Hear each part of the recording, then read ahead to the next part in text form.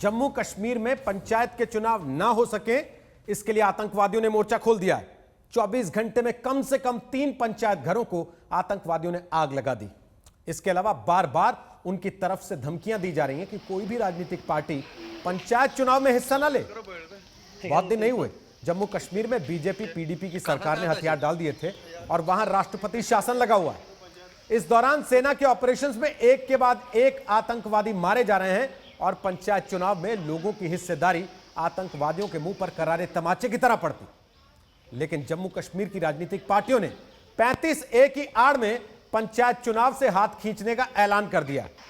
यानी कि एक तरह से आतंकियों के ही एजेंडे को हवा देने का काम जम्मू कश्मीर की राजनीतिक पार्टियां भी कर रही हैं। हैरानी की बात यह है कि लोकतंत्र का आधार ही चुनाव है और राजनीतिक पार्टियां चुनाव लड़ने से ही मना कर दें तो वो करेंगी क्या।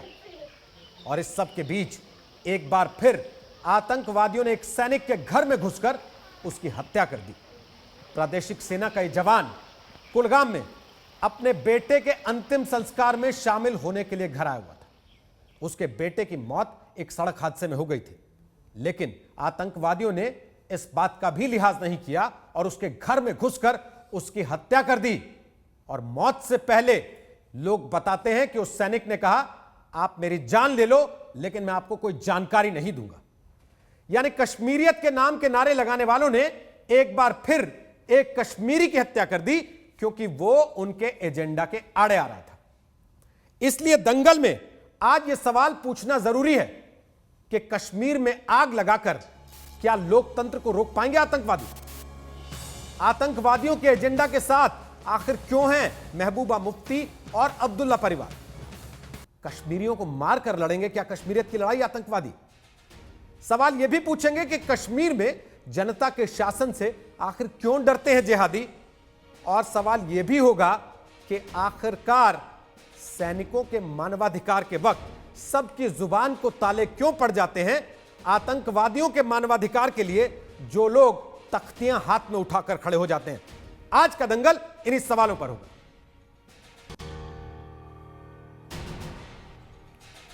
तो आपको बता दें कि हमारे साथ आज दंगल में कौन कौन से खास मेहमान शामिल हो रहे हैं, आपसे उनका परिचय करा देते हैं। हमारे साथ आज गौरव भाटिया हैं, वो बीजेपी का पक्ष रखेंगे। हमारे साथ आज अभिजीत जसरोटिया हैं, वो पीडीपी का पक्ष रखेंगे। हमारे साथ अली मोहम्मद सगर होंगे, वो नेशनल कॉन्फ्रेंस का पक्ष रखेंगे। हमारे साथ इरफान हफीज लोन होंगे, वो वकील हैं और सामाजिक कार्यकर्ता हैं। हमारे साथ major general retired AK Siwach हैं, वो रक्षा विशेषज्ञ हैं। और हमारे साथ RSN सिंह साहब हैं, वो भी रक्षा विशेषज्ञ हैं, रॉ के साथ जुड़े रहे अधिकारी हैं। आप सबका स्वागत है दंगल में। इससे पहले कि बाकी राजनीतिक पार्टियां हमारे साथ कनेक्ट हो, गौरव भाटिया, मैं सबसे पहला सवाल आप ही से पूछ रहा हूं। जब लोकतंत्र में इकाई है मूलभूत चुनाव, तो नेशनल कॉन्फ्रेंस और पीडीपी 35A की आड़ में चुनाव से इनकार कैसे कर सकती हैं? चुनाव लड़ेंगी तो क्या करेंगी राजनीतिक पार्टियां?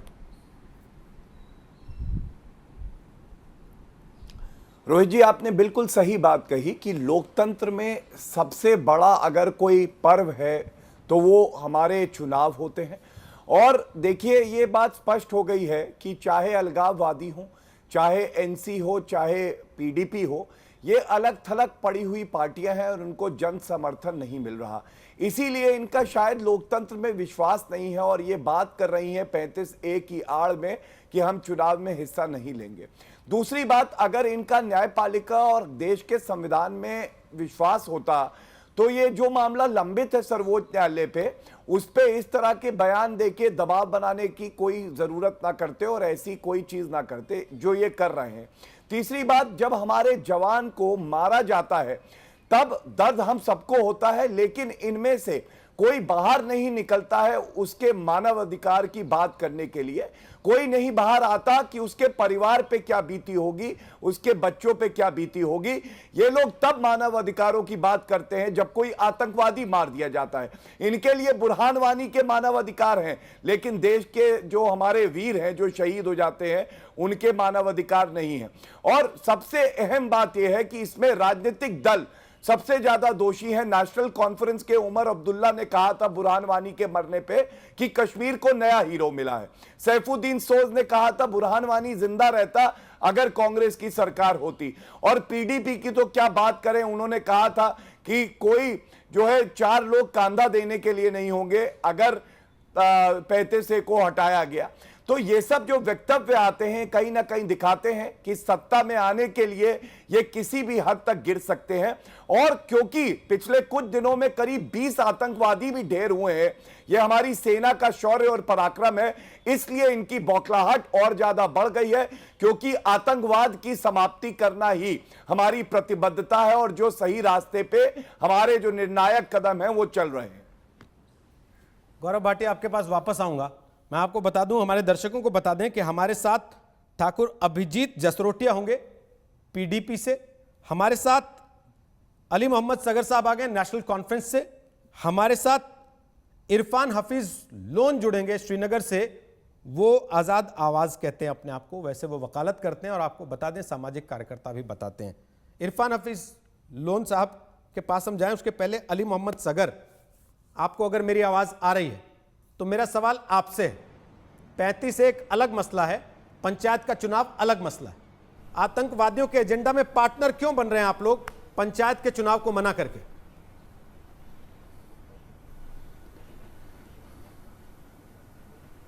ये आपका अपना नज़रिया है, जो जिस नज़र से आप देखें आप उसी नज़र को देखेंगे। हमारा ये है कि जो हमें अपने मुल्क हिंदुस्तान में जो हमारी ऑटोनमी है, जो हमारा स्पेशल स्टेटस है, उसको मेंटेन करने के लिए हमेशा नेशनल कॉन्फ्रेंस ने काम किया है और ऑटोनमी का रेजोल्यूशन 1998-99 में पास करवाया असेंबली में। उस ऑटोनमी को, उस इंदरानी खुद मुख्तारी को, उस शनाख्त को जब कभी कम करने की कोशिश की जा रही है या उसके साथ टेम्परिंग करने की कोशिश की जा रही है, उस वक्त हमने आवाज़ उठाई और उसी पसमंज़र में, उसी कॉन्टेक्स्ट में हमने आवाज़ उठाई। हम पंचायत इलेक्शनों के ख़िलाफ़ नहीं है, हम म्यूनसिपल इलेक्शनों के ख़िलाफ़ नहीं है। शायद नेशनल कॉन्फ्रेंस पहली जमात थी जिसने कहा we will participate in the elections. इसमें कश्मीर का मसला का लेने का देना कुछ नहीं है। लेकिन जब गवर्नमेंट ने, असिस्टेंट सॉलिसिटर जनरल ने उसने स्टैंड ले लिया ऑनरेबल सुप्रीम कोर्ट में और मरकज़ ने स्टैंड ले लिया कि ये जेंडर बायस है और इसमें डिबेट की गुंजाइश है, तो उस वक्त हमने कहा कि इसको जिस तरीके से स्टेट को या गवर्नमेंट ऑफ इंडिया को प्रोटेक्ट करना चाहिए, डिफेंड करना चाहिए, क्योंकि वो बेसिकली हमारे आइन, मुल्क के आइन का एक जुज़ है, एक प्रोविजन है, उसको डिफेंड करना ही करना है। लेकिन जिस तरह उसकी वकालत की गई, उसके प्रोटेस्ट में हमने कहा कि गवर्नमेंट ऑफ इंडिया और गवर्नमेंट ऑफ स्टेट वाज़ह करे कि 35A के बारे में उनका स्टैंड क्या है। उसी कॉन्टेक्स्ट में हमने कहा कि National Conference will not participate in elections till the government of India and the state government will clearly categorically declare their stand vis-a-vis 35A। आप जम्मू कश्मीर के मसलों को लेके कोई बात रखते हैं तो वो सुनी ही इसलिए जाती है क्योंकि आप एक पॉलिटिकल पार्टी हैं।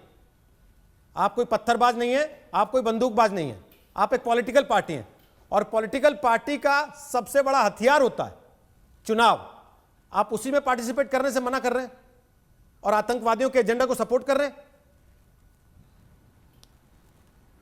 नहीं, हमने कभी मना नहीं किया, हम ना कभी चुनाव से भागे हैं। आपको शायद मालूम होगा, अगर वाकई आपको काफ़ी टाइम से जर्नलिज्म में है, कि 96 में नेशनल कॉन्फ्रेंस ने इनिशिएटिव लिया और इलेक्शन लड़े। उस वक्त जब रियासत हर तरफ तूफान, मिलिटेंसी हर जगह थी। आज क्या दिक्कत हो गई है? अटैक्स हो रहे थे, हमारे 3 मिनिस्टर मारे गए, हमारे 5 MLA मारे गए। नहीं, सवाल ये है कि कहीं ना कहीं आपको, जब आप 35A जैसे जो हमारे स्टेट सब्जेक्ट के प्रिविलेजेस और राइट्स हैं, उनको आप प्रोटेक्ट करने के लिए आवाज़ नहीं उठा सकते हैं, फिर क्या हमें चुप करके तमाशा देखना है? तो आप फिर चुनाव से बाहर हो जाएंगे। कर रहे हैं जम्मू आप कश्मीर चुनाव के से बाहर हो लोगों जाएंगे, को। फिर आप पत्थर उठा के बैठ जाएंगे। आप शक क्यों कर रहे हैं? पॉलिटिकल सिस्टम से बाहर हो जाएंगे, फिर आप शक कर रहे हैं? हाँ, आप फिर पॉलिटिकल सिस्टम से क्या बाहर हो करेंगे? जाएंगे, ब्लैकमेल करेंगे। नहीं, वो आप क्या कहेंगे? आप अपनी मर्जी के मालिक हैं, आप जो कहें वो आपकी राय है, वो किसी की, वो मुल्क की राय नहीं है, रियासत की राय नहीं है। तो आपकी जो राय है वो मुल्क की राय है क्या? समझा, हमने बार बार गवर्नर साहब से मिले, डॉक्टर साहब, मुल्क की राय चुनाव से तय मुल्क होती है के ना, मुल्क में उस बहुत चुनाव में आप ऐसे पार्टिसिपेट नहीं करना चाह रहे के लोग हैं आप जो कह रहे हैं कि नहीं हमारी राय से इत्तेफाक करते हैं। आपके टीवी चैनलों पे लोग इस राय से इत्तेफाक करते हैं कि हाँ जम्मू कश्मीर के लोगों की जो शिनाख्त है, मतलब उनकी आपको जो सुप्रीम कोर्ट में autonomy भरोसा नहीं है ना, उसको बहाल किया मामला जाना चाहिए। Supreme What's court wrong? में है, लेकिन आपने पहले ही खड़ा कर दिया कि भाई नहीं हम चुनाव नहीं लड़ेंगे, अगर मामला सुप्रीम कोर्ट में है तब भी। Ambit of the constitution of India, आपको सुप्रीम कोर्ट पे यकीन है? Ambit of constitution of India, with in the ambit of constitution आपको इंडिया सुप्रीम कोर्ट पे यकीन है? आप क्यों शक कर रहे हैं? आप क्यों शक कर रहे हैं? आपको सुप्रीम कोर्ट पे यकीन है? पूरा यकीन है। तो फिर इंतजार कर लीजिए फैसले का। फिर क्यों धमकियां दे रहे हैं कि हम चुनाव नहीं लड़ेंगे, हम पंचायत चुनाव में पार्टिसिपेट नहीं करेंगे? फिर तो लोगों को यही मैसेज जाएगा ना कि आतंकवादी उधर से जो बात कहते हैं इधर से आप वही बात कहते नहीं, हैं। मेरे ख्याल में आप चैनल वाले धमकियां दे रहे हैं। नहीं, वो आप चैनल वाले कह रहे हैं धमकियां दे रहे हैं, हम धमकियां नहीं दे रहे हैं। हम क्या धमकियां देंगे? हम हक की बात कर रहे हैं, हम हक की आवाज के साथ हैं। अभिजीत हम जसरोटिया, धमकियां नहीं दे रहे हैं, मैं आपके पास आ हम रहा हूं। कह रहे हैं हकीकत क्या है। अभिजीत जसरोटिया, अब मैं आपके पास आ रहा हूं। ठीक है साहब। अभिजीत जसरोटिया, एक राजनीतिक पार्टी का सबसे बड़ा हथियार होता है चुनाव। आप उसी को रख देंगे तो क्या हथियार उठाएंगे? फिर बंदूक, पत्थर, क्या करेंगे? ठीक है सरदाना साहब, अब आप ऐसे है कि जैसे आपने इत्मीनान से गौरव भाटिया जी की बात सुनी है, बाकी भी सुनी, मुझे भी जरा 2 मिनट का वक्त दीजिएगा ताकि मैं अपनी बात आप तक पहुंचा पाऊं। बिल्कुल कहें, कोई दिक्कत नहीं। पहली बात यह आती है कि आप बात करते हैं कि बिल्कुल आपकी बात बिल्कुल दुरुस्त है कि राजनीतिक पार्टी का जो मेन है वो यही होना चाहिए, इलेक्शन ही होना चाहिए। मैं उसमें बिल्कुल आपकी बात मानता हूं, लेकिन क्या आपको लगता है इस समय यहां पर एटमॉस्फेयर ऐसा है कि इलेक्शन की जाए? ये इलेक्शन करवाने के पीछे आपकी मंशा क्या है? ये कहीं ना कहीं कि आप, ये मुझे लगता है सेंटर ये चाहता है कि हम 2019 की इलेक्शन के लिए हम ये इलेक्शन कर दें, और एक किस्म का आप ये टेस्ट कर रहे हैं, ये आप एक्सपेरिमेंट कर रहे हैं कश्मीरियों के ऊपर, जम्मू कश्मीर के लोगों के ऊपर, कि चाहे जितने मर्जी लोग मारे जाएं, चाहे जो मर्जी हो जाए, हम सिर्फ 2019 के अपने एजेंडे के लिए हम बता देंगे हमने जम्मू कश्मीर में पंचायती इलेक्शन करवा दिए। आज आपके 4 पंचायती घर जला दिए गए, आज एक टेरिटोरियल आर्मी के जवान को मार दिया गया। आज क्या वहां पर एटमॉस्फेयर है? आप दूसरी तरफ 35 और 370 जैसे जो हमारे को कानून मिले थे उनके साथ भी आप खिलवाड़ कर रहे हैं। आपने यहां के लोगों में फ्रस्ट्रेशन और बढ़ा दी हुई है। सिर्फ कहीं ना कहीं एक सेंटर का एजेंडा यह है कि हम अपना जो 2019 का एजेंडा उसमें कहीं हम पीछे ना रह जाए। इसके लिए अगर कश्मीरियों की बलि लगती है तो लग जाए, अगर जम्मू के लोगों की बलि लगती है तो लग जाए, इससे हमें कोई लेना देना नहीं है। हमारा सिर्फ यह है, और इस इलेक्शन को कराने का एक प्रोसेस होता है। इस प्रोसेस के अंदर आपको सभी ऑल पार्टी की कॉन्फ्रेंस बुलानी होती है, आप सभी पार्टी की मीटिंग करनी होती है, सबको आपने कॉन्फिडेंस मिलना होता है। आपने किससे पूछा? आपने किससे कोई सलाह मशवरा किया? आपकी यहां पर डिलिमिटेशन की गई, उसके अंदर हमारी कोई बोलबाल ही नहीं थी। अपनी मर्जी से आपने कहीं का कहीं कॉन्स्टिट्यूएंसी बांट दी, जहां पर 3000 के लोग थे वहां वार्ड बना दी, जहां 30,000 के लोग थे उनसे पूछा ही नहीं आपने। ये तो कहीं ना कहीं वही वाला चीज रिपीट हो रही है जो पहले किया जाता था। वही जो सेंटर से आपने डायरेक्शन देनी है कि यहां पर जम्मू कश्मीर के लोग जैसे पहले कठपुतली की तरह नाचते थे सेंटर के इशारे पर, आज भी वही काम करें। आपकी मंशा सेंटर ये इलेक्शन कराने की नहीं है। कहीं ना कहीं जो आपकी मंशा है वो सिर्फ इस चीज की है कि हम 2019 में लोगों को ये कह सकें, देखें जी हमने जम्मू कश्मीर में इलेक्शन करा दी, इसके अंदर कितने पंचों और सरपंचों की बलि लग गई, उसके साथ किसी का कोई सरोकार नहीं है। एक बात मैं और कहना देना चाहता हूं, अभी गौरव भाटिया जी यहां बात कर रहे थे, मैं इनसे पूछना चाहता हूं कि जब मेंबर पार्लियामेंट की सीट खाली हुई महबूबा जी की, तब क्या यहां पर एटमॉस्फेयर था? तब आप ही लोगों ने हमारे साथ मिलकर डिसाइड किया था कि यहां पर इलेक्शन नहीं हो सकती। मुझे लगता है मेंबर पार्लियामेंट की इलेक्शन जो सबसे सेफ इलेक्शन होती है, जिसमें आपको सिर्फ 2 से 3 बंदों को सिक्योरिटी देनी होती है, वो तो आप करवा नहीं पाए। आज 5 सरपंच जो बेचारे ग्राउंड पे अवेलेबल हो गए, क्या उनको आप सिक्योरिटी मैं रोहित जी आना चाहता हूं चर्चा में। जसरोटिया साहब, पंचायत का टर्म कब खत्म हुआ था?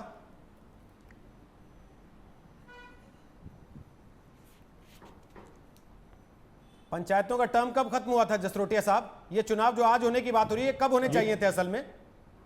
अरे तो हम सबसे पहले हम ही ने यहां पर करवाए थे। जब हमारी सरकार आई थी सबसे पहले इनिशिएटिव हमने लिया था, हमने वैसा एटमॉस्फेयर बनाया था, ना कि हमने यहां पर नहीं, भाई मेरे सवाल का जवाब दे दीजिए ना। आपसे मैं पूछ रहा हूं कि तारीख कब थी, कब होने चाहिए थे? आप कह रहे हैं मैंने वैसा किया था, मैंने वैसा किया था, उसने ऐसा किया था, उसने वैसा किया था। भाई मैं आपसे तारीख पूछ रहा हूं कि कब टर्म खत्म हो गया था अभिजीत जसरोटिया? कब होने चाहिए थे पंचायत के चुनाव? कब थी वो तारीख?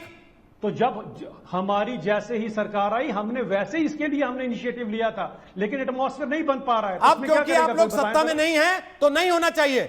आप कुर्सी पे रहें तो सब कुछ हो, हमने तो आप जब बाहर बैठ जाए तो आप ब्लैकमेल करें। हमने ऑल पार्टी धंधा है या पॉलिटिक्स है? जनाब, हम तो अब पूरा डिसीजन ले रहे थे इस पर, हम लोग इसके आगे बढ़ रहे थे, लेकिन अब वैसे हालात नहीं है। आज आप इसकी आड़ में 35 और हालात नहीं है क्योंकि आप सत्ता से बाहर हैं। आप सत्ता में होते तो सब चीज के हालात थे। ये आपकी कोई मंशा इलेक्शन कराने की नहीं है। अगर आपकी मंशा इलेक्शन कराने की होती तो जो ये आपका जो माननीय कोर्ट के अंदर जो अगर 35 और 370 को लेकर जो उनका इसके ऊपर डिसीजन आना था, आपने उसको आगे क्यों अच्छा, करवाया? एक चीज मुझे और बता दीजिए, एक चीज मुझे और बता दीजिए, अगर इस मामले का फैसला नहीं आता है सुप्रीम कोर्ट से, मई 2019 तक भी आपकी पार्टी लोकसभा का चुनाव नहीं लड़ेगी? बिल्कुल नहीं। अगर नहीं आती है, मुझे नहीं लगता। नहीं, मुझे नहीं लगता मत कहिए। चुनाव होता है, फिर उसमें यह मत देखिए कि इसमें हम पैसा कमा लेंगे, इसमें हमें कुछ कमाई नहीं होनी है। जब तक आप 35 और साफ साफ बोलिए, हिम्मत है तो बोलिए, हिम्मत है तो साफ साफ कि नहीं लड़ेंगे लोकसभा का विधानसभा का चुनाव। कोई भी पार्टी जो है वो इलेक्शन हिम्मत है तो बोलिए कि लोकसभा विधानसभा का चुनाव भी नहीं लड़ेंगे अगर सुप्रीम कोर्ट में फैसला नहीं होता। रोहित जी, जब तक आप लोग अपना स्टैंड क्लियर नहीं करेंगे, आप लोग का क्या मतलब है? पर मुझे नहीं लगता आप लोग का क्या मतलब है? क्या फैसला करना है वो आप हम लोग फैसला से करेंगे। आपका क्या मतलब है? सुप्रीम कोर्ट, आप लोग का क्या मतलब है?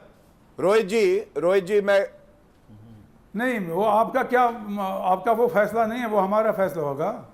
वो जम्मू कश्मीर के लोगों का फैसला होगा जब करना होगा। तो आप क्यों वाई आर जंपिंग?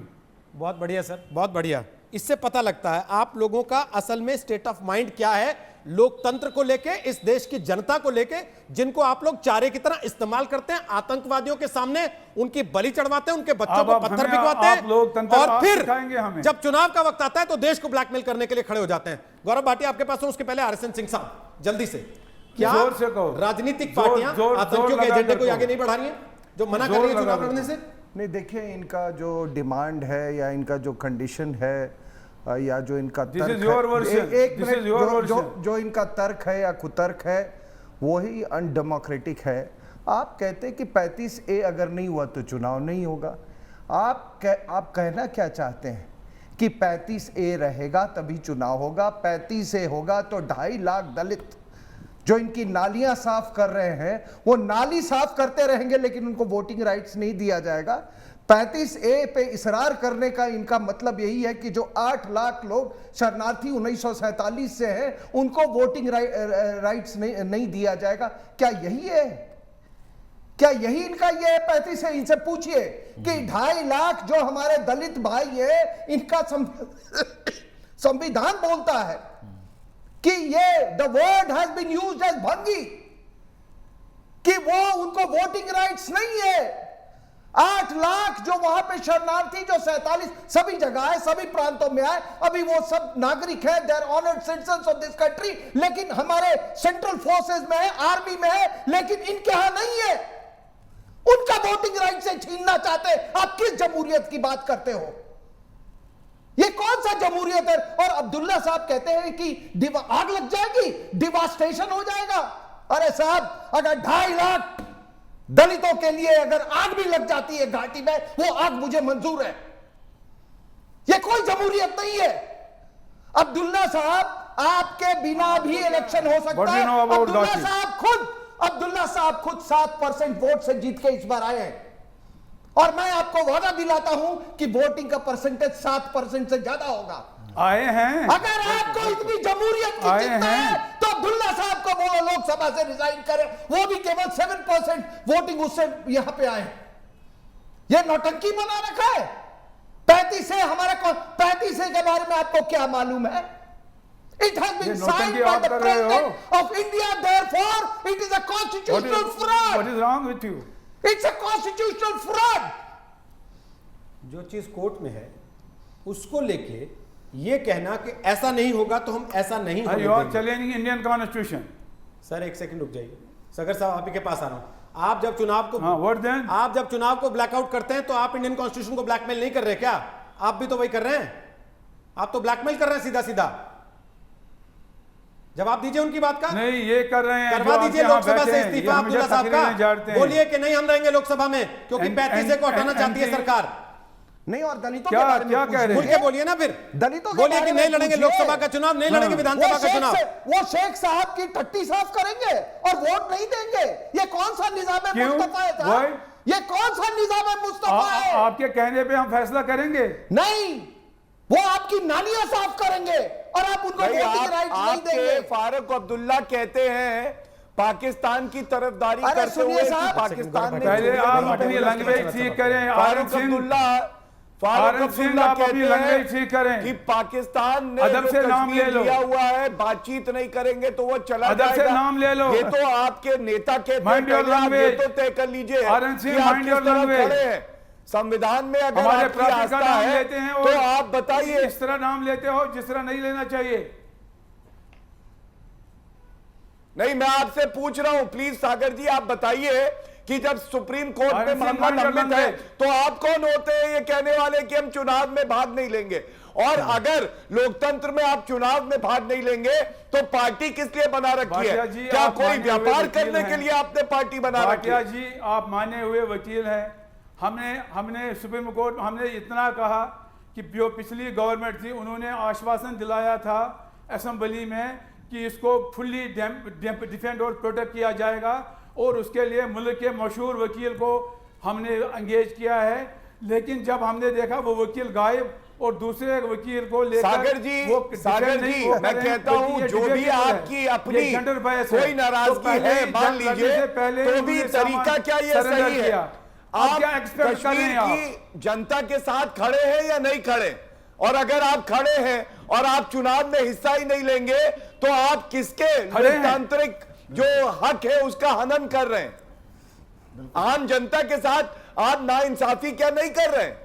बताइए हम कैसे प्रोटेस्ट करें? अरे लोगों भाटिया साहब, कौन सी लोगों आम के जो जनता? आपको कंसर्न पता है है कश्मीर की उसको जनता क्या कैसे चुनाव एक्सप्रेस चाहती है? करें? क्या आप ही जानते हैं बताइए इसके बारे में? वहां कैसे बैठकर आप एक्सप्रेस दिल्ली में करें? हम पर ये लोग थोपने की कोशिश एक कर रहे सेकंड हैं। गौरव भाटिया मुझे जवाब बताएं दीजिएगा। कौन चाहता है? एक सेकंड रुकिए कश्मीर गौरव में, भाटिया, जम्मू में कोई रुकिए नहीं रुकिए चाहता चुनाव रुकिए हो ये वाले। अभिजीत जसरोटिया आप भी रुकिए। आपको वहां लगता है कि अभिजीत हमारे आप जो लिए सवाल जरूरी उठा है, रहे हैं, करवा दिया जाए ना। अभिजीत, जम्मू में ना कश्मीर में कोई चाहता है चुनाव हो। अभिजीत, पहले आप अपना जो सवाल stand उठाना तो चाहते हैं, clear करें। बताइए 350 कश्मीर के के लोग ऊपर। कैसे एक सेकंड एक्सप्रेस सगर साहब करेंगे एक एक अपना करके एंगर और बोलिए। अपना प्रोटेस्ट? सब लोग बोलेंगे कोई नहीं समझ में कश्मीर आएगा में किसी कोई को। नहीं चाहता रुकिए चुनाव एक हो, ये सेकंड, आप ही की जरूरत है। ये आप जबरदस्ती थोप रुकिए रहे एक हैं सेकंड, लोगों सब के लोग रुकिए, सब लोग रुकिए, एक एक करके बोलिएगा। नाम लेके आता हूं तब बोलिए, अपनी अपनी बात बोलिए। इरफान हफीज लोन भी कनेक्ट हो गए हैं, उनके पास भी चलना है। उसके पहले सिवाज साहब, एक फौजी जो छुट्टी पे अपने बेटे के मातम में घर जाता है, उसके घर में घुस के उसको गोली मार देते हैं। ये पॉलिटिकल पार्टीज उन आतंकवादियों के एजेंडा में पार्टनर बन जाती हैं साथ में, जब ये कहते हैं कि चुनाव नहीं लड़ेंगे। यह एक बड़ी दुर्भाग्य की बात है कि आज एक फौजी जो अपने घर पे आया है अपने बच्चे का मातम मनाने, उसको आप टारगेट करते हो। यह कहां की इंसानियत है? ये तो बहुत बड़ी बात। और आप जानते नहीं, मैं इसका टेरिटोरियल आर्मी का हेड था। ये जो लड़का है अहमद मलिक, ये एक इक्वानी है, पहले टेररिस्ट था और इसने महसूस किया कि भाई मैंने बहुत गलत काम किया कि मैं टेररिस्ट था। वो रिसाइकल हुआ और फिर वो टेरिटोरियल आर्मी में आया। आज उसको निहत्थे हाथ किस तरीके से बालजमी से उसको मारा गया, एक बड़ी दुर्भाग्य बात है। मैं एक बात बताना चाहता हूं, आज सिचुएशन बहुत इंप्रूव हो रही है कश्मीर में। आज 25 से 30 जो टेररिस्ट हैं चंद एक टाइम में मारे गए लास्ट 1-1.5 महीना में। सिचुएशन नॉर्मलसी की तरफ हो रही है। डेमोक्रेटिक राइट्स होने चाहिए। 4 साल से पंचायत इलेक्शन और म्युनिसिपल इलेक्शन नहीं हुए। ये एक टाइम है, अगर आप चाहते हो गवर्नेंस ग्राउंड लेवल पे, तो सबसे अच्छा है कि आप म्युनिसिपल और पंचायत इलेक्शन करो। आपका जो मेन पार्टी थी, चाहे वो नेशनल कॉन्फ्रेंस, पीडीपी और दूसरी पार्टी, वो आगे बढ़नी चाहिए। देश का हाथ बढ़ाओ और लोगों को पावर दो। जब तक आप पावर नहीं दोगे ग्रास रूट लेवल पे, तो गवर्नेंस कैसे होगी? और आप कहते हो कि आज की तारीख में टेररिस्ट है, टेररिस्टों का खात्मा हो रहा है। अगर आप साथ दोगे तो और भी खात्मा होगा। एक गवर्नेंस चाहिए, उसके लिए पावर चाहिए। पंचायत और म्युनिसिपल इलेक्शन एक प्रकार से जे की जान है, आप इसको मत लें, ये इलेक्शन कराएं, नहीं, ये लेकिन बहुत जरूरी है। लेकिन मसला यह है कि आतंकवाद जब जब मजबूत हुआ तब तब उसने सबसे पहले पंचायत इलेक्शन को ही टारगेट किया। 23 साल के बाद 2001 में जाके पंचायत चुनाव वहां पर हुआ। इरफान हफीज लोन ये कैसे कश्मीरियत के पैरोकार हैं जो कश्मीरियों के घर में घुसकर बच्चे का मातम मनाने गए आदमी को गोली मार देते हैं और आप लोग उनकी पैरवी करते हैं? फिर आपकी जुबान नहीं निकलती। देखिए, सबसे पहले मैं आपको ये बताना चाहता हूं, जो चुनाव की बात आप कर रहे हैं, चुनाव में अवश्य है, मैंडेटरी है कि ये फ्री एंड फेयर होना चाहिए। और जहां तक ये पॉलिटिकल पार्टीज का, चाहे नेशनल कॉन्फ्रेंस हो, पीडीपी हो या सीपीएम हो, उनका मानना है कि चुनाव को थोड़ा डेफर किया जाए, स्थिति ठीक नहीं है। 2011 में चुनाव हुए और 16 में ये खत्म हो गए। 2 साल से चुनाव नहीं हुए पंचायत के, पार्लियामेंट्री इलेक्शंस नहीं साउथ कश्मीर में कर पा रहे हैं। तो अगर स्थिति वैसी नहीं है कि मेन पॉलिटिकल पार्टीज ये कह रही है कि इसे डेफर करो, वो ये नहीं कह रही कि चुनाव नहीं होने चाहिए, लेकिन इतनी बड़ी पॉलिटिकल पार्टीज, नेशनल कॉन्फ्रेंस जो एक ग्रैंड ओल्ड पार्टी है, वो कहती है कि चुनाव सही समय नहीं है। तो आप नहीं मानते, आप बिल्कुल कहते हैं खारिज कर देंगे आपके जो भी सेंटिमेंट्स है। उसके बाद मैं आपको कहना चाहूंगा, डेमोक्रेसी में लोकतंत्र का यह भी अर्थ है। लोन साहब, आप एक नया एजेंडा तो लाए, लेकिन मैं आपको एक चीज जगह करेक्ट करना चाहता हूं। एक जगह मैं आपको एक करेक्शन देना चाहता हूं, सुन लीजिए मेरी बात प्लीज। आपने शायद सुना नहीं होगा पहले, ये जिन दोनों के लिए आप बोल रहे हैं ना, नेशनल कॉन्फ्रेंस और पीडीपी, उनका मसला सिक्योरिटी उतना बड़ा नहीं है, उनका मसला 35A है। सिक्योरिटी का तो ध्यान रखा जा रहा है 9 चरणों में चुनाव की बात जब हो रही है। बहुत अच्छा कहा रोहित जी। अब मैं कंक्लूड कर रहा हूं, बोलिए। अभी जो हमारी पूर्व मुख्यमंत्री है महबूबा मुफ्ती ने कल एक स्टेटमेंट दिया, अभी तक भाजपा का उसमें खंडन नहीं हुआ। उन्होंने कहा मैं मोदी जी से मिली और मोदी जी ने कहा मुझे आप चिंता मत करिए, मैं जुडिशरी में इसे करता हूं, कोल्ड स्टोरेज में डालता हूं, लार्जर बेंच को भेजता हूं और इसके साथ कुछ नहीं होगा। मुख्यमंत्री ऐसी बात कह रही है पूर्व बीजेपी की, उसका मतलब ये हुआ एक तो जुडिशरी में मोदी गवर्नमेंट इंटरफियर करती है, उन्होंने दूसरी बात ये बताई बात को गुमराह करी है, 35 और 370 जाए। महबूबा मुफ्ती ने ये बात आपको आके बताई थी। बहुत इंपॉर्टेंट बात है, जो यहाँ के राज्यपाल है उन्होंने चैनल में इंटरव्यू दिया जिसमें उन्होंने कहा, भाई राज्यपाल ने कहा कि जब तक यहाँ सरकार नहीं होती मुझे नहीं लगता कि हम सही लोग हैं इस पर स्टैंड लेने के लिए। 1 मिनट रुक जाइए ना, भाजपा से पूछिए, 1 मिनट रुक जाइए, उनके दोहरे मापदंड है। नहीं 1 मिनट रुक जाइए। मोदी जी महबूबा मुफ्ती को कहता है चिल्लाने से क्या होगा, 370 के साथ चिल्लाने से क्या होगा, चिल्लाने से क्या होगा। महबूबा मुफ्ती का नाम लेके आप कुछ भी झूठ बोलेंगे और मैं मान लूंगा। महबूबा मुफ्ती ने आपको घर आके बताया था कि मुझे पीएम ने ऐसा भरोसा दिया है, लोगों को पूरे महबूबा मुफ्ती ने आपको घर आके बताया था कि मुझे नरेंद्र मोदी ने भरोसा दिया है। बताइए ना मुझे, महबूबा मुफ्ती ने घर आके बताया था आपको कि मुझे नरेंद्र मोदी ने भरोसा दिया, ऐसा यही शब्द है महबूबा मुफ्ती के, या आप अपने आप डिफाइन कर रहे हैं उसको। वक्तव्य दिया और भाजपा का अभी तक उसमें खंडन नहीं आया। उन्होंने कहा कि मोदी जी ने उनको कहा मैं जुडिशरी में इंटरफियर करूंगा, मैं लार्जर बेंच को भेजूंगा, इसे कोल्ड स्टोरेज में भेजूंगा। भाजपा के प्रवक्ता बैठे कर रहे हो, देश को उनसे सुनिए। बाकी हमें ऐसा लगता है महबूबा मुफ्ती इतनी इमेच्योर पॉलिटिशियन नहीं है कि वो आके ये कहेंगे कि पीएम ने मेरे से कहा इसको ठंडे बस्ते में डलवा रहे हैं। ठीक है, 1 सेकंड सर, मुझे एक मिनट का समय दीजिए। गौरव भाटिया, क्या महबूबा मुफ्ती को प्रधानमंत्री ने कहा कि जुडिशरी हम अपने हिसाब से चलाते हैं, हम इसको कोल्ड स्टोरेज में डलवा देंगे, चिंता मत कीजिए? क्या पीएम ने कहा? पब्लिक स्टेटमेंट दिया उन्होंने। 1 सेकंड रुक जाइए, अब सुन तो लीजिए। इट्स मैटर ऑफ जवाब दीजिए। क्या बोलेंगे अब सुनिए, फेक समाचार तो ठीक है, अब फेक एजेंडा भी लेके आ गए आप। रुक जाइए थोड़ा सा, सुनिए जरा उनकी बात। आपने जवाब मांगा उनसे, उनका जवाब सुनिए, और फिर मैं अभिजीत जसरोटिया से भी पूछूंगा जो बात आप कह रहे हैं वो उसकी तस्दीक करते हैं कि नहीं करते हैं। गौरव भाटिया पहले जवाब दीजिए। हाँ जी रोहित जी, देखिए जिस तरह की अनर्गल बात कर रहे हैं लोन जी, और मैं समझता हूं इसमें कोई सही तथ्य नहीं है। ये सर्वोच्च न्यायालय की अवमानना का मामला है। बिल्कुल, ये कैसे कह सकते हैं कि किसी ने महबूबा मुफ्ती से कहा नरेंद्र मोदी जी का नाम लेके कि मैं ये करा दूंगा। आप चिल्लाइए मत बीच में, पहले तो चुप होइए, पहले बीच में मत बोलिए। आप जैसे लोगों की वजह से कश्मीर में दिक्कत आती है, जो आवाम के खिलाफ खड़े हो जाते हैं, जिनका लोकतंत्र में विश्वास नहीं है, जो आतंकवादियों के साथ खड़े हुए, इसलिए चुप होइए। आप जुडिशरी में हाँ, मैं जो भी हूँ, मेरे रग-रग में भारत के, मेरे रग-रग में भारत माता के लिए जो है जज्बा है, आपकी तरह मैं नहीं हूँ। मुझे एक वकील है, आप, मुझे शर्म आती है आपको देख के कि आपको ना सर्वोच्च न्यायालय का कुछ है, ना देश के प्रधानमंत्री की आपको इज्जत करनी आती है। टीवी चैनल पे आते हैं, आप लोग गीदड़ की तरह हैं।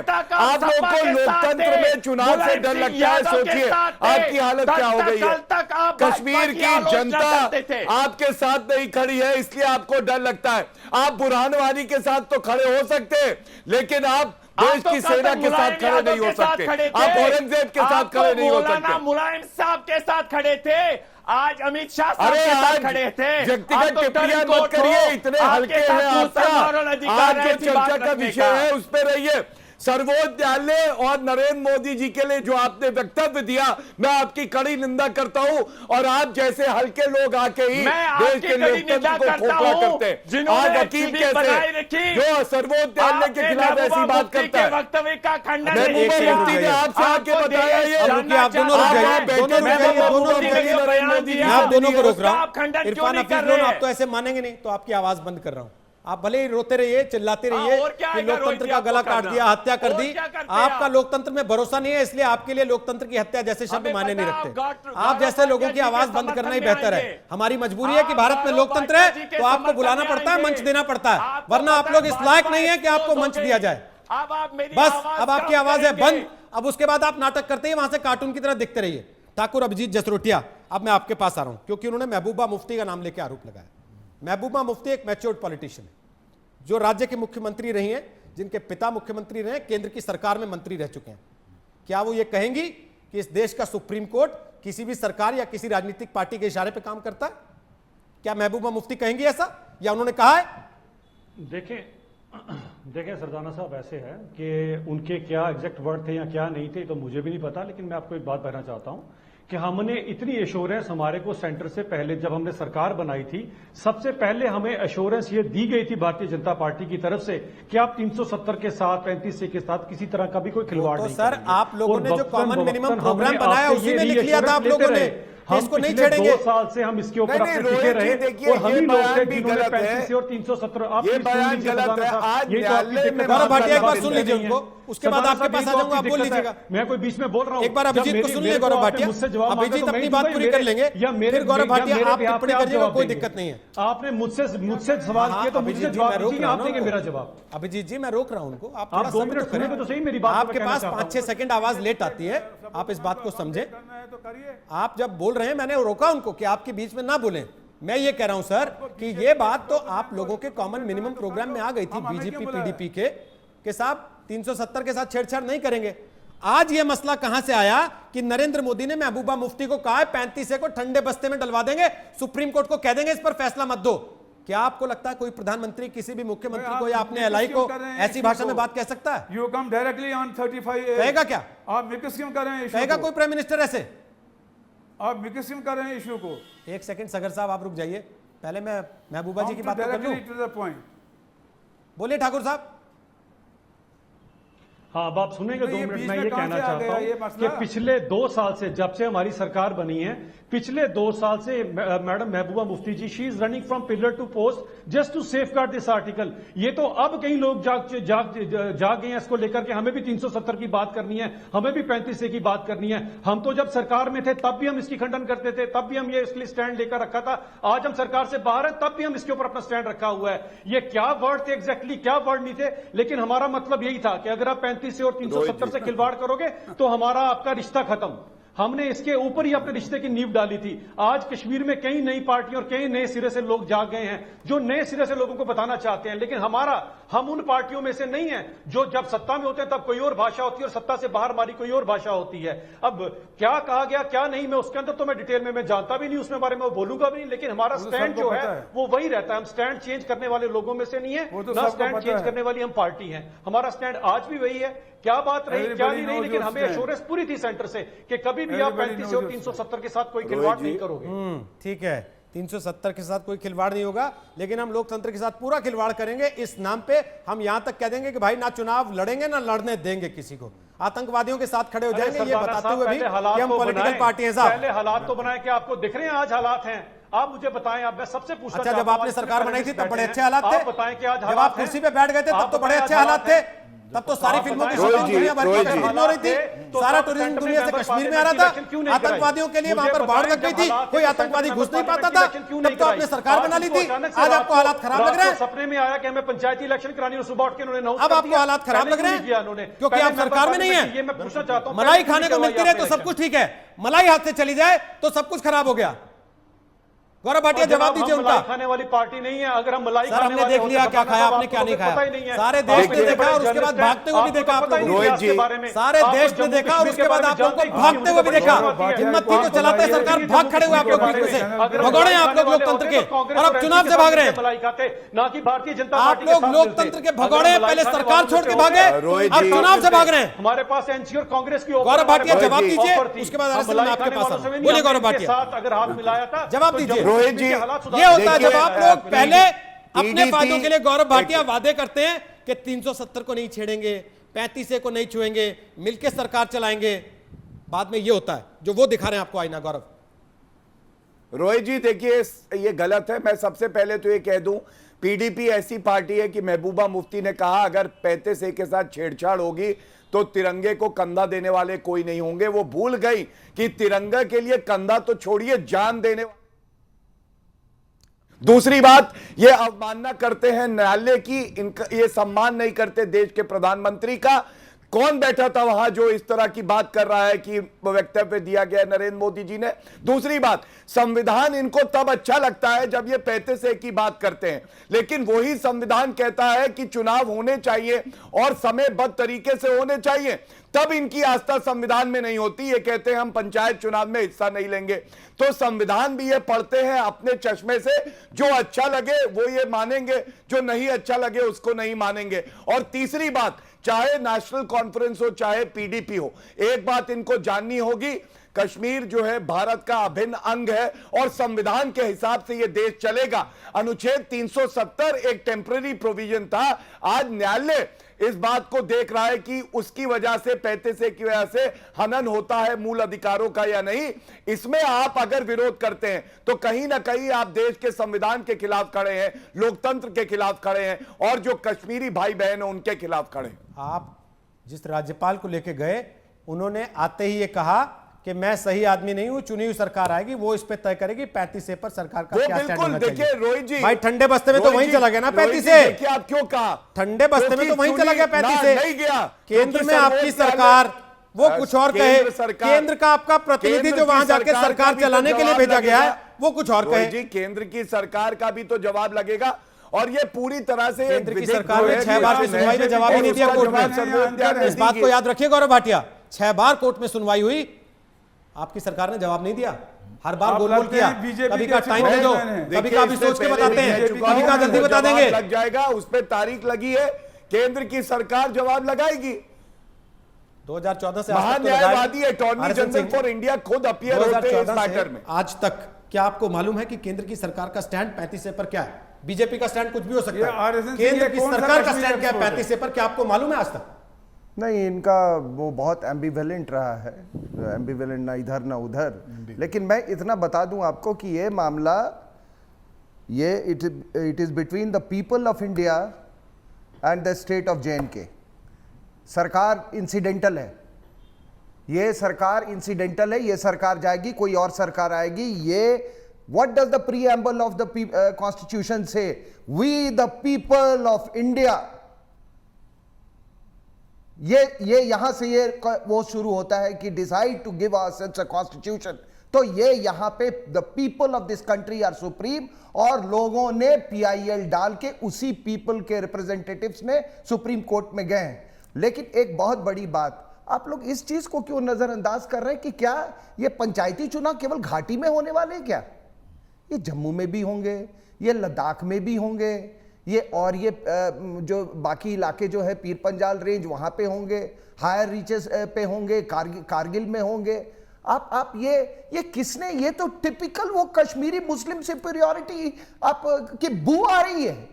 आप साहब अपना धर्म बदल लेते तो आपका DNA भी बदल जाता है, आपका जमहूरियत का देखने का नजरिया भी बदल जाता है। और जो कह रहे हैं कि डिवास्टेशन होगा और आग लगेगी, साहब मैं जम्मू से अभी आ रहा हूं, मेरा वहां टॉक था इसी 35A पे। अगर ये चुनाव हुए और 35A हटा तो जम्मू में जश्न होगा, लद्दाख में जश्न होगा, और दिल्ली में सबसे बड़ा जश्न हम मनाएंगे यहां पे। तो ये सरकार से हमें कुछ लेना देना नहीं है, it is between the people of India and जहां तक ये ऑटोनॉमी की बात करें, अभी वो इनके जस्टिस रोहिंटन नरीमन की बेंच ने एक बड़ा एक अहम उन्होंने वो एक ऑब्जर्वेशन किया था कि the JNK constitution does not have a Vestige of autonomy outside the constitution of India. इनके वो लॉयर थे JNK के सुनील फर्नांडिस, उनसे ये दुखी होके और इन्होंने निकाल दिया। और साहब मुझे मालूम है करोड़ों रुपया ये अपने स्टेट का ये लॉयर्स को दे रहे हैं 35A, और हमारे यहां कुछ देशद्रोही लॉयर हैं दिल्ली में बैठे हुए, उनको सरदार पटेल से सीखना चाहिए। वो भी एक लॉयर थे, लेकिन उन्होंने अपने प्रोफेशन, अपने मतलब अपने लॉयर प्रोफेशन को उन्होंने देश के लिए नहीं बेचा। मैं उन तमाम लॉयर से कहता हूं। अगर आपको हमारा ये वीडियो पसंद आया है तो आप भारत तक को सब्सक्राइब कर सकते हैं, साथ ही लाइक कीजिए हमारे वीडियोस और शेयर कीजिए।